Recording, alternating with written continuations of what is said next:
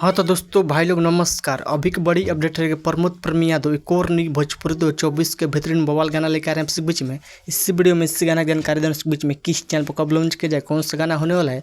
जो भाई लोग अभी तक चैनल सब्सक्राइब नहीं किए हैं तो प्लीज़ चैनल सब्सक्राइब कर लीजिए। सबसे पहले ऐसा भोजपुरी लेटेस्ट अपडेट जानकारी जाने के लिए शुरू से अंत तक इस वीडियो में बना रही आपसे कुछ में चैनल पर जानकारी मिल जाए करेगा। फाइनल बता दें, प्रमोद प्रेमी यादव के एल्बम से फाइनल पोस्टर जारी कर देगा। जब देख रहे हैं स्क्रीन पर जिस गाना का टाइटल है चोलिया में चुप लागल बा, चोलिया में चुप लागल बा, इस सॉन्ग को गाए हैं यानी कि प्रमोद प्रेमी यादव और साथ में राजनंदनी सिंह गाना गाए। डूट गाना होने वाले ये गाना भोजपुरी अपन से खूब रूप मिलेगा। और इस गीत का बात कर गीत को लिखे हैं यानी कि सूरज सिंह गाना लिखे हैं और इस गाना म्यूजिक दे हैं छोटन मनीष। म्यूजिक संगीत से हैं बहुत बेहतरीन बवाल गाना होने वाला है। ये गाना भोजपुरी अपन से खूब रूप मिलेगा, बहुत बवाल गाना होने वाला है।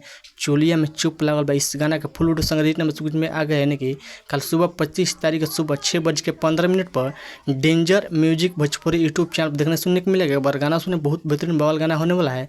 इस वीडियो में देखने को मिलेगा जिस गाना का टाइटल है चोलिया में चुप लागल बा। इस वीडियो में देखने प्रमोद प्रेमी यादव एक नई मॉडल वीडियो से देखने को मिलेगा।